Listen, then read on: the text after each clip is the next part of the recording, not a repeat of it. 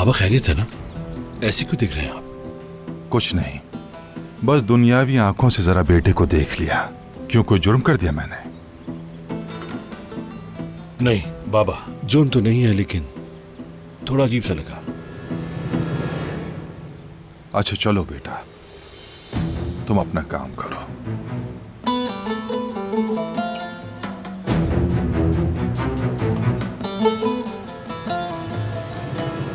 क्या हुआ फराद? बाबा ने कुछ कहा है तुम्हें? नहीं, बस अजीब सी बात कहकर चले गए। बताओ ना मुझे, तुम्हारा चेहरा उतर गया है। अरे कुछ नहीं हुआ कुल, प्लीज तुम ऐसी बातों पर अपना दिमाग मत लगाया करो, ठीक है?